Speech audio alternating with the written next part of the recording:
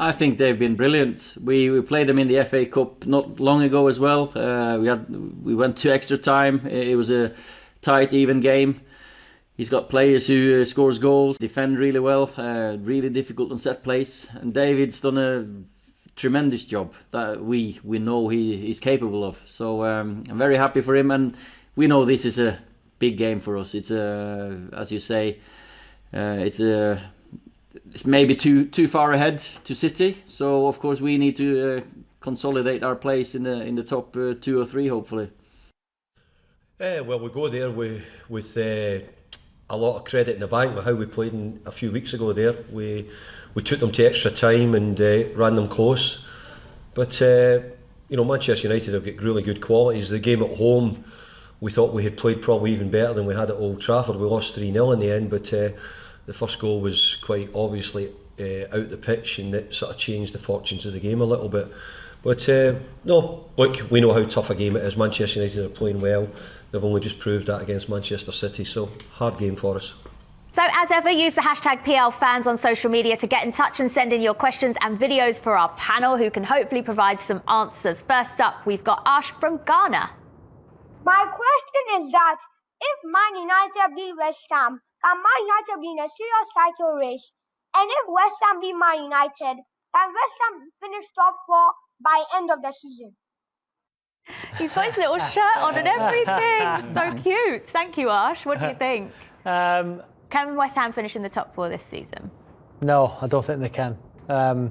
Even though after 27, 28 games, they're up there. And I think David Moyes has said if this stage of the season, if they're up there, they'll start believing. But I just think there's more quality from other teams at the top end of the table. 10 games to go. Look at Chelsea. Look at Chelsea. Yeah. Look at Manchester United. Leicester last season dropped out. We know that. But I just think that with the game in hand to go to 51, I just think even Spurs have got, good momentum. I just don't think they will. But if they can finish a Europa League place, it would be fantastic. And by the way, on your autocue, you missed out the word expert panel. I left it out on purpose. Owen, what do you think? Can West Ham make top 4? I think you were referring to Arsh on that expert panel. Good question. No, I think for West Ham to even be in the position, 6 points, behind Manchester United is an unbelievable season. You could argue David Moyes could be in the running for manager of the year. The job that he's done there. So I think for United, off the back of their best performance against Man City, they'll be quietly confident, even though they dropped, they drew in the Europa League. But West Ham are hard to play against, and I think United prefer to play on the counter like they did against City, and West Ham will do the opposite. They'll sit in and counter them. So I think Moyes done an amazing job frustrating teams, but I think United need the points, and I think United will win the game. OK, next up, let's get our next question. This is from Kit, who's from India. What is the proper way for United to improve their starts like they did in the Manchester derby? Because whenever that's not a good start from them, they always tend to struggle in the match. Is it the mindset? It is something deep rooted, or it's something else that we fans don't know about that you can put light on? Let's get the expert's view on this from Julian Laurent. Jules, what do you think? They need to start games quicker, don't they? Just like they did in the Manchester derby. How do they do it? Well, they didn't do it against Milan, that's for sure, because they were so sloppy. They kept giving the ball away all the time. Maybe it's in the preparation. Maybe it's what the manager says to them before the game kicks off. But especially in a game like this, like Owen said, if you let West Ham settle in the game, be comfortable, have a good shape, it would be harder for you. So they have to start really good. We saw against City, they kicked the ball at kickoff straight into the City half. Everybody pushed up. It was a throw-in. Gabriel Jesus lost the ball. Massa got the penalty, and that was it. That's the tactic. Get a penalty. Yeah, get a penalty. Hoof the ball up, and then at least put them under pressure as early as possible and let them not go out of their own half. Do you know what I think for Manchester United? What they need to challenge realistically for a Premier League is a number 9. Whoever that may be. Listen, I'd go all out and try and get Haaland. Listen, if that happens, I don't know. And a number 6 who can dictate the tempo of a game.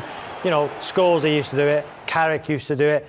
They're very hard to find around the world, but I think a 6 who can dictate long passing, get the ball into Fernandes. Listen, McTominay, Fred and Matthews do well, but have they got a 6 who can dictate the tempo game? They play against one in Declan Rice. Declan Rice would be perfect for Manchester United. Can he got the range of passing, do you think? Yeah, definitely. If you've got McTominay, do you buy Rice, though? Rice is better than McTominay. We've had this debate on the show before, haven't we? We have. Haven't we? I think Rice is a great footballer. What do you think? Yeah, I'm with Jules. Well, I do mean, you think Rice can dictate the tempo of a game? I think his upside is off the charts. So I think he has the potential to be anything. Yeah. He can be a lot better. I think he plays within himself. People don't realise how big he is, Declan Rice. He's 6'3", so he looks like a centre-back, but he can actually, he's really good technically as well. And I'm not a big fan of the guy that just plays in there and passes it like Pirlo. I think when you play in there, you've got to stop people too. So to be that's why Pirlo. So Rice over Pirlo? No, but that's why you think about like Pirlo, yeah, and he was unbelievable. But he had Gattuso next to him, you know, and he had Ambrosini. So he had people that did the work for him. In the Premier League, you need someone in there. You know, we see that's why Jorginho sometimes, you know, struggles. But for Man United, so we're talking about Declan Rice. Sorry, Jules. We're talking about Declan Rice. Do you think he could dictate a game in games where United need to break teams down, where there's no space in behind, where they can't play in transition, they can't counter-attack? Do you think Declan Rice would be that player to control games for Manchester United? This is where football has gone wrong. People want to find everybody to be the dictator. You don't need it. You don't need to. You watch the best centre-back in the world play football, Van Dijk. He doesn't dictate the game. He does what he needs to. You know, he doesn't play silly passes. He doesn't come out. The holding midfielder South shouldn't have to be a number 10. His job is to get the ball to number 10 to dictate the game. Yeah, I got an 8 and I got a 10, which means that players in front of him and two wingers. So Declan Rice shouldn't dictate the game. He should pass it to the people that make the difference. And defensively, he should stop the 10. That's why you got to be good defensively.